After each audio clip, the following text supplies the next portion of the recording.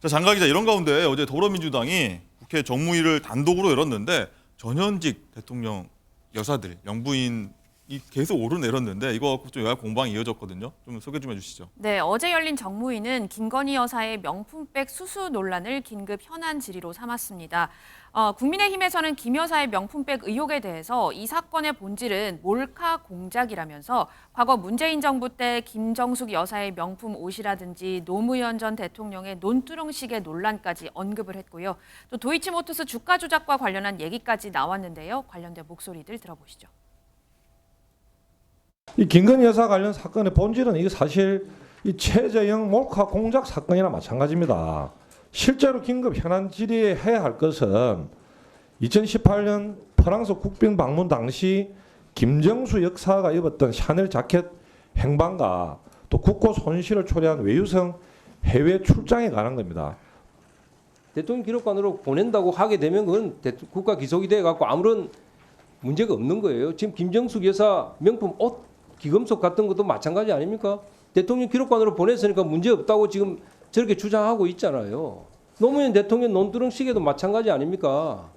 이재명 대표에 대한 테러 사건에 대해서는 의도적으로 축소하려고 하고 대통령 부인의 명품백 수수 같은 중대한 부패 행위, 국민적 관심이 집중된 문제에 대해서는 아직 조사조차 안 들어가고 김 여사에 대해서는 조사도 하지 않고 무부답 그렇게 하는 겁니다. 본인의 일가에 대해서는 거부를 하고 다른 국민들은 그 처벌을 받아야 한다.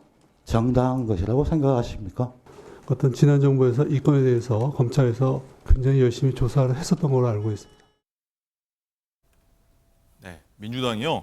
김건희 여사 명품백 의혹에 긴급 현안 질의하자 국민의힘은 김정숙 여사가 입었던 명품 자켓 생방 이것도 해야 되는 거 아니냐 이렇게 얘기를 하고 있는 건데 이종건 실장님 어떻게 보십니까? 설득력 있는 주장이라고 보십니까? 어떠십니까? 설득력이라기보다는 해결되지 아니한 부분이 분명히 있는 것이지요. 자, 당시 기억하시겠지만 시민단체가 이 고발을 했습니다. 고발을 하고 문제 제기를 했습니다. 김정숙 여사의 옷과 관련돼서. 그랬을 때 청와대가 제일 먼저 해명을 어떻게 했냐면 김정숙 여사의 옷 등 명품 문제 등 이 모든 것들은 국가 안보와 관련된 문제이므로 밝힐 수 없습니다. 맨 처음 그렇게 얘기를 했어요. 네. 그다음에 이제 이 입장이 계속 바뀌고 하면서 마지막에는 국가기록원에 있다라고 이제 입장이 됐는데 샤넬 옷, 그 명품 옷, 샤넬 재킷 옷도 마찬가지입니다. 2018년에 그 옷을 입고 갔다가 그 다음에 3년 후에 2021년에 시민단체가 그 문제를 제기를 하니까 갑작스럽게 이렇게 얘기합니다. 인천공항에 기증을 했다. 그런데 인천공항에 기증한 옷을 봤더니 당시에 김정숙 여사가 입은 옷이랑 달라요. 다른 옷을 왜 그럼 기증했다고 했냐 했더니 탁현민 의전비서관이 이렇게 얘기합니다. 왜 옷 갖고 시비를 하느냐 하면서 다른 옷 맞다. 하지만 샤넬이 만든 옷 맞지 않느냐. 이렇게 또 말을 바꾸거든요. 그 옷이 샤넬 옷만이 아니라 아시다시피 엄청나게 많은 옷과 관련돼서 더 이상 얘기하지 마라라고 입을 막았다면 지금도 똑같은 어떤 기준이라는 겁니다. 그러니까 지금의 문제 제기를 그렇다면 김정숙 여사 문제 제기도 함께 하자라는 게 아마도 국민의힘의 입장인 것 같습니다. 네, 장윤주 부위원장님 일단은 노무현 전 대통령 논두렁식에도 마찬가지다 이렇게까지 국민의힘에서 주장하는데 어떻게 들으셨습니까?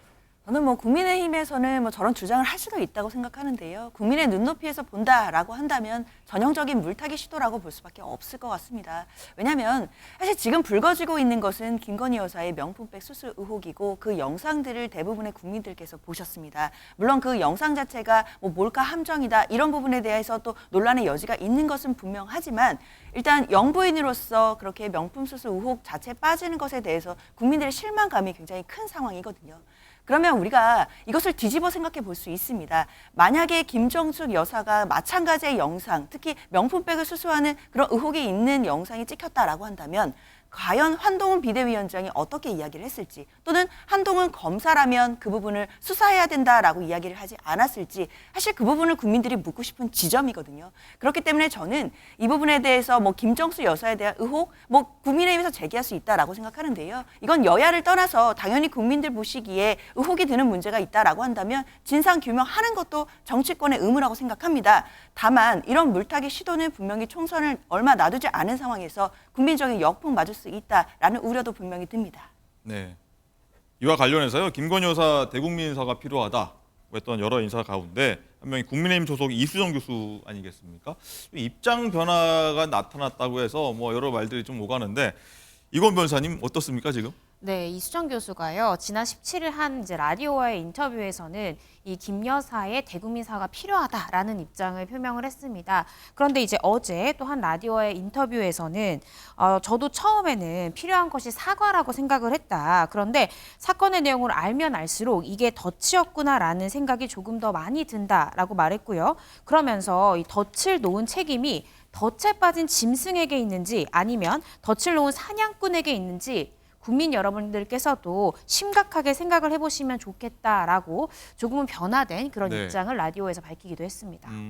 덧 얘기를 했는데 좀 자세히 알아보니까 사정이 좀 다른 것 같네요라고 좀 입장 변화를 좀 보인 건데 이종호 실장님 이 이수정 교수의 어떤 입장 변화 이거는 어떻게 보십니까? 일단 이수정 교수가 이제 정치에 처음으로 뛰어들면서 처음으로 정치인의 워딩이 얼마나 엄중해야 되는가를 깨달은 계기가 될 것 같아요. 즉 자신의 말대로 이 사건과 관련돼서 전후의 관계를 전부 다 인식하지 아니한 상태에서 그런 말을 했다면 앞으로는 전후 관계를 확실하게 인지한 다음에 자신의 이 의견을 얘기해야 됩니다. 정치인은 가장 중요한 게 말이고 그 말이 일관성이 있어야 되거든요. 일관성이 계속 있다는 것을 국민들이 알 때 이 정치인은 정치 철학이 있구나, 소신이 있구나 이렇게 여겨지는 건데 말을 바꾸면 이 사람은 일관성이 없고 생각이 없고 철학이 없다 이렇게 들리거든요. 아직 정치 초년병이기 때문에 이번에 깨달음이 있는 어떤 계기가 될 것 같고요. 사실 이 문제는 이렇습니다. 저는 이 문제가 잘못됐다라고 생각하는 지점이 제대로 설명을 안 한 지점이거든요. 네. 그냥 덮어버리는 듯한 어떤 느낌이에요. 처음에 그런 그 몰카 취재를 했던 그런 그 매체라고 할 수도 없는 그런 집단이 그런 일을 벌였다라고 나왔을 때 사실 적극적으로 대통령실이 이런 일이었다라고 해명을 하고 빠르게. 빠르게. 그 다음에 전후 과정을 설명을 하고 그 다음 상황을 맞이했다면 이렇게까지 안 됐거든요. 근데 지금은 그 사건이 벌어진 지 꽤 오래됐는데 설명의 단계에 머물러 있잖아요. 그러니까 일단 첫 번째는 설명을 제대로 해야 된다. 그리고 보관을 했다면 어떤 상황에서 보관을 했다라고 그 기록을 보여주면 되거든요. 그러면 사과의 여지가 분명히 없어지는 부분이 저는 있다고 보여져요. 그렇기 때문에 늦은 건 잘못됐지만 일단 전후 사정을 그대로 공개하고 제대로 설명을 해야 된다라는 점에서는 앞뒤 선후가 사과보다는 설명이 앞선다라는 그런 이수정 교수의 깨달음이 사실은 뒤늦지만 저는 맞다고 생각을 합니다. 네. 덧붙여서 질문 드리면 이른바 좀 말이 암투하네 때 발언했던 김경률 비대위원장도 어떻게 보면 좀 사과 비슷하게 좀 바꿨지 않습니까? 한번 논란이 크게 벌어진 다음에 이수정 교수도 좀 그런 흐름 속에서 국민의힘 쪽에서는 일관된 목소리를 가자 이렇게 해석을 하면 될까요? 지금 김경률 비대위원이 표현한 사과에 대한 부분은 이수정 교수랑 좀 다른 부분인 것 같아요. 마리 앙뚜아네트를 사실 김경률 비대위원이 내가 마리 앙뚜아네트와 유사하다 이렇게 얘기한 게 아니라 모 교수가 지난번 촛불 집회에서 이렇게 표현한 것이 이런 식으로 갈 수가 있다라는 걸 인용하다 보니까 직접적으로 연결이 됐는데 그 부분과 관련해서 적절치 못했다라고 지금 사과를 한 것이고 그러다 보면 다 합쳐서 이 문제와 관련해서 당이 지금 상황을 관리하고 있구나라고 할 여지도 분명히 있긴 있지만 네. 그럼에도 불구하고 어쨌든 상황은 좀 다른 것 같습니다. 알겠습니다. 대통령실에서 빠르게 좀 사과를 했어야 된다, 이해를 했어야 된다, 설명했어야 된다 이런 설명을 했어야 된다, 사과가 아니고. 말씀하시는데 이건 변호사님 일단은 대통령실에서는요 김건희 여사 명품백 관련해서 설 연휴 전에 네. 입장 내놓을 수 있다. 지금 이런 보도들이 좀 나오곤 있어요. 네, 그렇습니다. 윤석열 대통령이 이 설 연휴 전 적절한 시점에 이 김건희 여사 명품백 수수 논란 등에 대해서 입장을 내는 방안에 대해서 대통령실에서 거론되고 있는데요. 윤 대통령이 신년을 맞아서 한 방송사와의 방송 대담에 나가는 그 방안에 대해서 무게가 좀 실리고 있는데 아직까지는 대통령실에서 구체적으로 정해진 바는 없고 숙고가 지금 이어지고 있다라는 입장을 내놨습니다.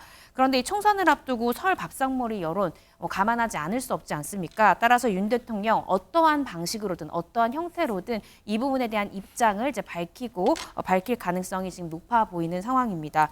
대통령실 참모들도요, 이 특정 방송사와의 방송 대담 이 방안뿐만 아니라 입장 표명의 방식으로 신년 기자회견 또 이 김치찌개 간담회 등 다양한 안을 검토했고 윤 대통령이 결심만 하면 바로 진행할 수 있도록 준비를 하고 있다 이렇게 밝히고 있습니다.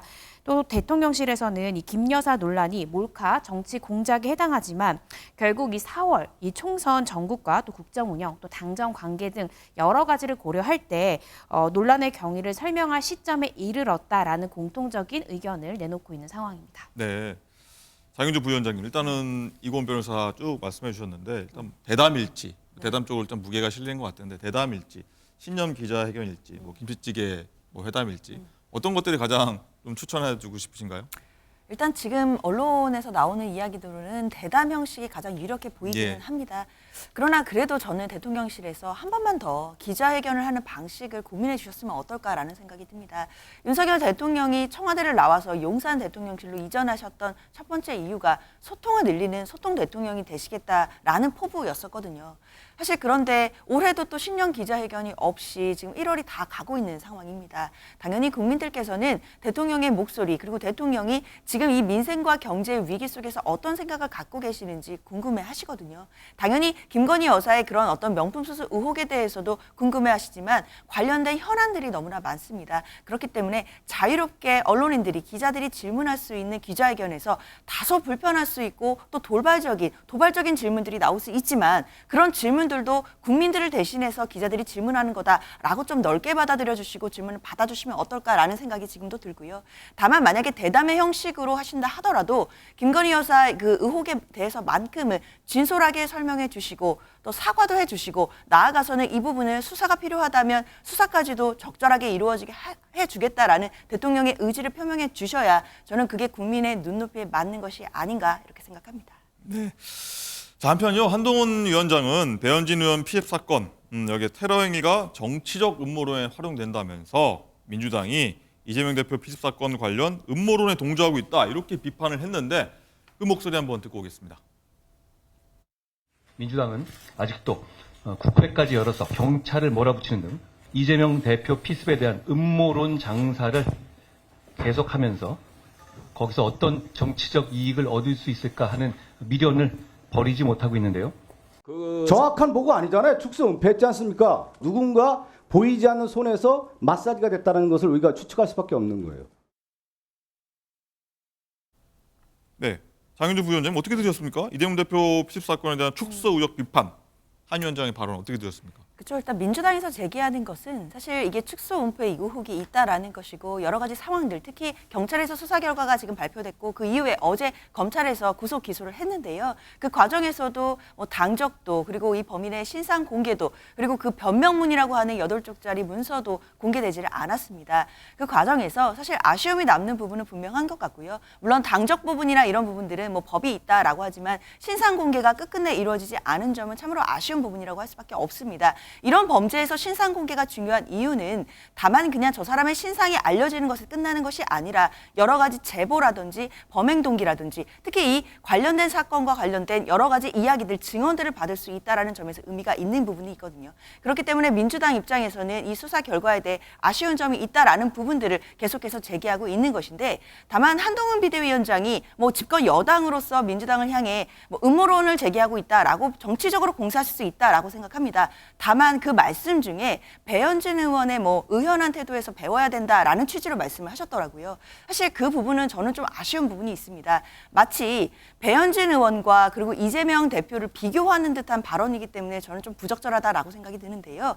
이번 이 정치인을 향한 테러만큼은 여야가 있을 수 없습니다. 네. 배현진 의원이 되었건 이재명 대표가 되었건 두 분 모두 피해자임에 분명한 것인데 어떤 피해자의 태도는 배워야 되고 그러면 이재명 대표의 태도는 상대적으로 나쁘다는 의미입니까? 사실 그런 부분을 한동훈 비대위원장에 좀 묻고 싶다라는 생각이 들고요. 그런 부분에서는 좀 아쉽다라고 말씀드리겠습니다. 알겠습니다.